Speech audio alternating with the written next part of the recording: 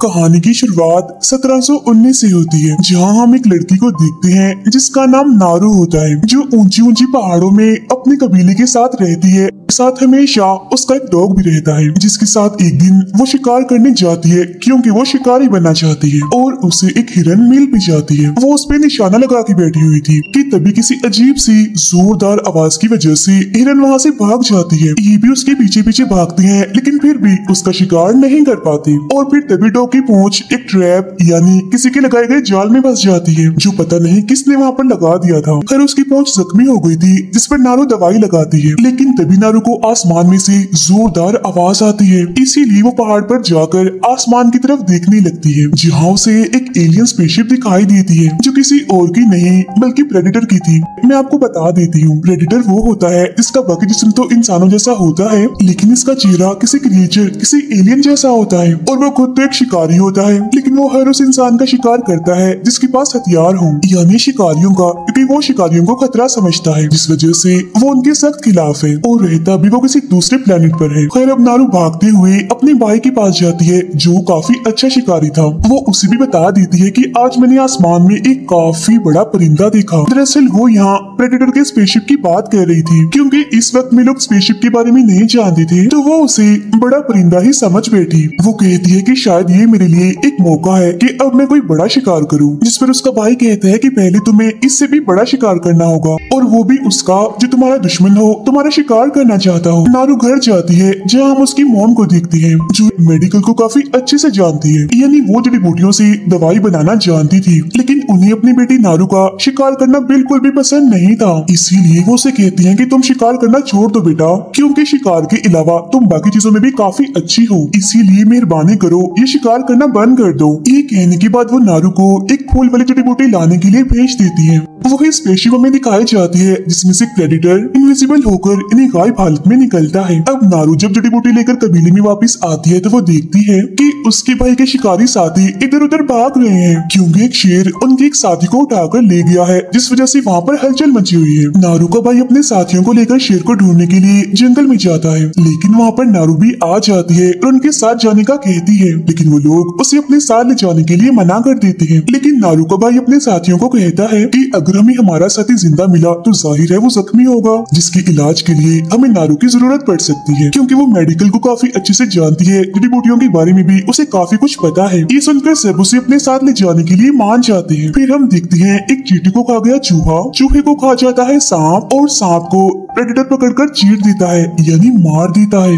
वो यहाँ इनविजिबल इन्हें गायब हालत में ही होता है। उधर जंगल में इन लोगों को अपना साथी जख्मी हालत में मिल जाता है। जब नारू उसका इलाज करती है, उसके जख्मों पर दवाई लगाती है, साथ ही वो उसे वही फूल वाली जड़ी बूटी की दवाई बनाकर भी पिलाती है, जिससे उस जख्मी लड़के का जिस्म ठंडा होने लगता है, क्योंकि अगर उसका जिस्म गर्म रहा तो उसका खून बहता रहेगा, जिस वजह से उसकी मौत भी हो सकती है। अब रात होने की वजह से वो अपने जख्मी साथी को कबीले में ले जाने के लिए निकलते हैं, लेकिन नारू का भाई कहता है कि अभी मैं तुम्हारे साथ नहीं जा रहा, मैं शेर को ढूंढकर उसे मार दूंगा, जिस पर वो अपने भाई से कहती है कि मैं भी तुम्हारे साथ जाऊंगी, क्योंकि मामला जितना आम दिख रहा है उतना नहीं है, बल्कि बात कुछ और ही है। लेकिन वो उसे मना कर देता है और अकेला ही चला जाता है। और अब जब नारू बाकी लोगों के साथ वापस जा रही होती है, तो तभी उसे रास्ते में उसे सांप की छिली हुई लाश मिलती है, जिसे प्रेडेटर ने मारा था।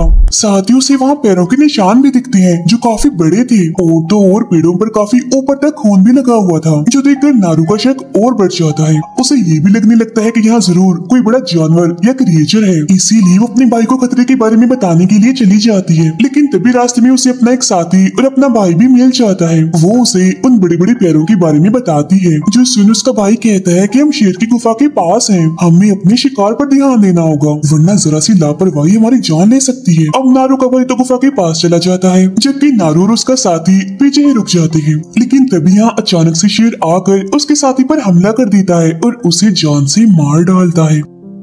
अब उसका अगला शिकार नारू थी, लेकिन वो उल्टा शेर की आवाज सुनकर उस पर हमला करके उसे जख्मी कर देती है। लेकिन तभी उसे जंगल में एक रोशनी दिखाई देती है, जिस वजह से उसका ध्यान भटक जाता है। पैर फिसलने की वजह से वो पेड़ से नीचे गिरकर बेहोश हो जाती है, लेकिन गिरते गिरते उसने शेर पर वार भी कर दिया था। फिर जब नारू को होश आती है, तो वो खुद को अपने घर में पाती है, जिसे कोई और नहीं उसका भाई लेकर आया था। और तभी उसका भाई शेर का शिकार करके अपने कबीले में वापिस आ जाता है। अब उसकी इस बहादुरी की वजह से उसे कबीले का नया चीफ बना दिया जाता है। सब लोग खुश थे कि खतरा टल गया, लेकिन सिर्फ नारू खुश नहीं थी क्योंकि वो जानती थी कि खतरा अभी नहीं टला। इसीलिए वो अपने भाई से कहती है कि मुझे जंगल में सांप भी दिखाई दिया था जिसे किसी ने चीर कर 2 हिस्सों में काट दिया था, और मैंने जंगल में अजीब सी रोशनी भी देखी थी। मुझे कुछ ठीक नहीं लग रहा। मेरा ख्याल है वहाँ जंगल में कोई खतरनाक शिकारी है जिससे हम अभी तक अनजान हैं, इसीलिए हमें वापस जाना चाहिए। लेकिन उसका भाई उसकी बातों पर ध्यान नहीं देता और वहाँ से चला जाता है। लेकिन अगली सुबह नारू अकेले ही अपने डॉग को लेकर जंगल में चली जाती है, जहाँ थोड़ी दूर जाने पर उसे पेड़ पर प्रेडेटर का हरे रंग का खून दिखता है। हम उसी प्रेडेटर को देखते हैं जो अभी तक गायब हालत में ही था, और देखते ही देखते वो एक भेड़िए का शिकार कर लेता है और उसे उठाकर काफी दूर फेंकता है। नारू को भूख लगी थी, इसलिए वो एक खरगोश का शिकार करके उसे पकाकर खा लेती है। प्रेडेटर भेड़िए के सर पर तेजाब गिराता है जिससे उसकी खाल निकल जाती है, और वो भेड़िए के सर की हड्डी को अपने पास किसी इनाम के तौर पर रख लेता है। नारू को आगे बढ़ने पर एक जगह जंगली भैंसों की लाशें मिलती हैं, जिन्हें मारकर उनके ऊपर की स्किन यानी जिल्द को निकाल दिया गया था। पास ही में उसे एक सिगरेट भी मिलती है, जिसका मतलब साफ था कि इन्हें जरूर इंसानों ने मारा है। आगे बढ़ती है, लेकिन वो एक दलदल में गिर जाती है, लेकिन फिर वो जल्दी से अपनी कुल्हाड़ी को एक पेड़ पर फेंकती है और उसे पेड़ पर अटकाकर जैसे तैसे दलदल से बाहर निकल ही आती है। फिर वो अपने डॉग के साथ एक नदी के पास पहुंचती है, जहाँ उसे एक भालू दिखता है जो किसी जानवर को खा रहा था। लेकिन इससे पहले कि वो उस भालू का शिकार करती, अचानक से जोर से खींचने की वजह से उसकी कमान की रस्सी टूट जाती है, और अब तो वो फंस चुकी थी क्योंकि तभी वो भालू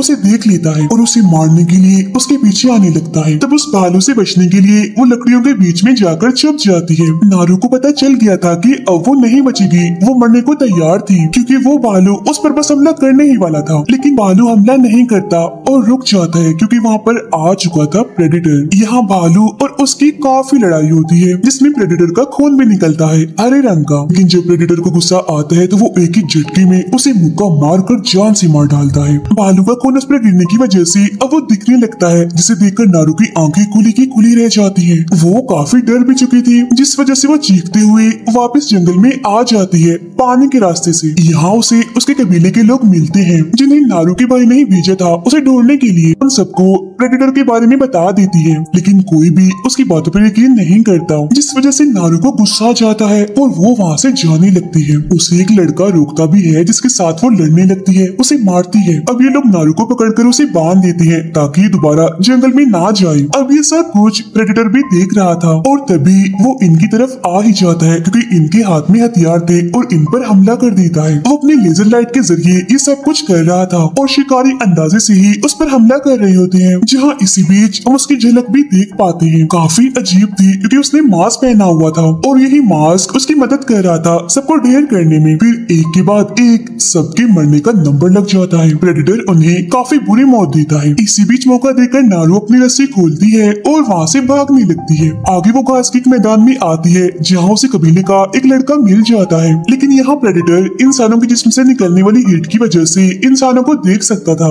इसीलिए वो नारू और उस लड़के को घास में छुपा हुआ देख लेता है। तब दोनों अपनी जान बचाकर वहाँ से भागने लगते हैं, लेकिन प्रेडेटर उस लड़के पर हमला करके उसे मार देता है। तब नारू फिर से भागने लगती है, लेकिन उसका पैर एक ट्रैप में फंस जाता है। अब प्रेडेटर उसे भी मारने के लिए उसके पीछे ही था, लेकिन वो दिखता है कि नारू तो ट्रैप में फंसी हुई है, इसीलिए वो उसे मारे बगैर ही वहाँ से चला जाता है।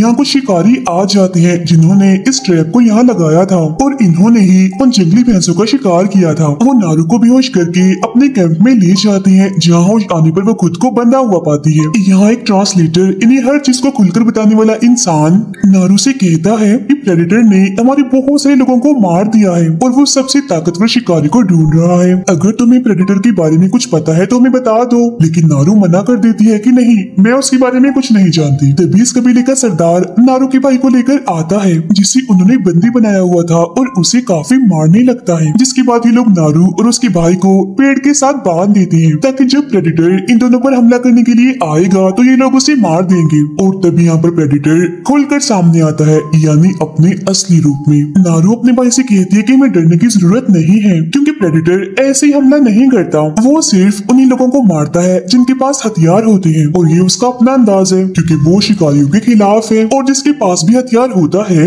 वो उसे शिकारी समझ लेता है। लेकिन उसका भाई कहता है जैसे तुमने शेर को मारकर जख्मी किया था इसको भी जख्मी कर देना, बाकी काम मेरा है। वो कहता है if it bleeds we can kill it, यानी अगर ये जख्मी हो गया, इसका खून बहा तो हम इसे मार सकते हैं। अब शिकारियों ने पहले ही ट्रैप लगाकर रखी थी जिसमें प्रेडेटर का पैर फंस जाता है, लेकिन वो काफी बहादुर और ताकतवर था इसीलिए बड़ी आसानी से ही खुद को छुड़ा लेता है। उसे इतना गुस्सा आ गया होता है कि वो एक एक करके सभी पर हमला करना शुरू कर देता है और काफी सारे लोगों को वो दर्दनाक मौत भी दे देता है। अब नारू एक ट्रैप की ब्लेड से अपनी और अपने भाई की रस्सियों को काट देती है, वो दोनों आजाद हो जाते हैं। अब उसका भाई अपने घोड़े को लाने चला जाता है ताकि वो लोग यहाँ से निकल सके। नारू खुद कैंप जाती है अपने डॉग को लाने के लिए। अब प्रेडेटर अपने हाथ में लगी डिवाइस को ऑन करके जमीन पर फेंककर वहाँ से चला जाता है। जैसे वो शिकारी उस डिवाइस के पास जाते हैं तो वो एकदम से ही खुल जाती है, जिसके अंदर से 3 उड़ने वाली बॉम्ब बाहर निकलकर फट जाती है। बचे हुए सभी लोगों की मौत हो जाती है। नारू कैंप में आती है जहाँ उसे कुछ शिकारी मिलते हैं जिन पर हमला कर वो उन्हें मार देती है। फिर वो अपने डॉग के पास जाकर उसे अपने भाई के पास जाने का कहती है।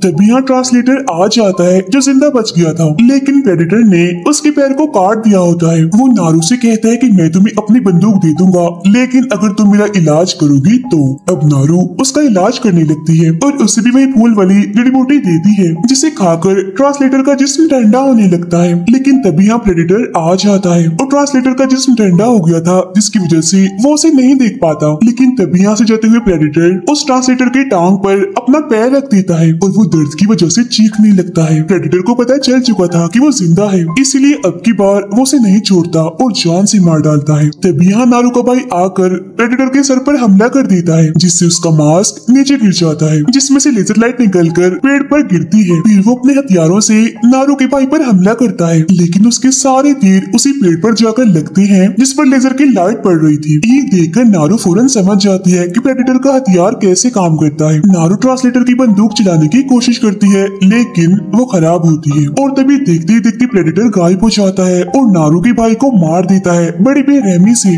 नारू वहाँ से बचकर भाग जाती है। उधर एक लड़की आकर नारू की मॉम को बताती है कि आपके बेटे की मौत हो गई है। नारू एक नदी के पास जाती है जहाँ उसे एक शिकारी मिलता है जो बच गया था। वो उसे बेहोश करके उसके पैर को काट देती है और उसके पास ट्रांसलेटर की वही खराब बंदूक रख देती है। फिर वो भी फूल वाली उसे जड़ी बूटी को खाती है जिससे उसका जिस्म भी ठंडा होने लगता है। और जब प्रेडेटर वहाँ पर आता है तो वो नारू को नहीं देख पाता। जब वो शिकारी को होश आती है तो वो अपने पास रखी हुई बंदूक को उठा लेता है, लेकिन तभी प्रेडेटर उसे देख लेता है और उस पर जोरदार हमला कर मार देता है क्योंकि इस शिकारी के हाथ में उसने बंदूक जो देख ली थी। लेकिन तभी नारू पीछे से प्रेडेटर के सर पर गोली चलाती है जिससे उसका मास्क फिर से नीचे गिर जाता है, जिसे लेकर वो एक जगह पर आती है। वहाँ उस मास्क की मदद से वो प्रेडेटर को पकड़ने के लिए ट्रैप लगाती है, यानी उसके लिए जाल बिछाती है। तभी यहाँ वो भी पहुंच जाता है और नारू कुल्हाड़ी से उस पर हमला कर देती है, लेकिन प्रेडेटर उससे बचते हुए उसे दूर फेंक देता है। लेकिन नारू एक बार फिर से वापस आकर एक हथियार से जोरदार हमला करती है, बदले में वो भी उस पर हमला करता है। यहाँ इन दोनों के बीच काफी खतरनाक लड़ाई चलती है, लेकिन उसके हर वार से नारू खुद को बचा लेती है क्योंकि वो अच्छे से जान चुकी थी कि उसका वो लेजर कैसे काम करता है। वो ये है कि प्रेडेटर की लेजर जहाँ पर टारगेट होती है, यानी जहाँ उसकी लेजर का निशाना पड़ता है, वहाँ पर ही वो हमला कर सकता था। एक किस्म की ये लाइट ही उसकी आंखें थी जिसकी मदद से वो अपने सामने वाले का शिकार करता है। तभी नारू चालाकी से प्रेडेटर को उसी जगह पर ले आती है जहाँ उसके मास्क की मदद से उसने ट्रैप बनाया है। और अब जैसे वो अपने हथियार से तीर चलाता है, उस मास्क की मदद से वो तीर सीधा जाके प्रेडेटर को ही लगता है। उसकी मौत इस वजह से हुई क्योंकि उसकी अपनी लेजर लाइट उस पर खुद पर ही पड़ गई क्योंकि वो उसके बिल्कुल सामने खड़ा हुआ था। तो अब यहाँ उसका खेल खत्म, यानी प्रेडेटर की मौत हो जाती है। खैर नारू प्रेडेटर के सर को लेकर वापस कबीले में आती है जहाँ वो अपने डैड को उसका सर और ट्रांसलेटर की गन देती है। नारू की इस बहादुरी की वजह से उसे नया चीफ बना दिया जाता है। फिर हमें एक पेंटिंग दिखाई जाती है जिसमें हम 3 प्रेडेटर्स को आता हुआ देखते हैं और इसी सीन के साथ ये फिल्म यहीं पर खत्म हो जाती है।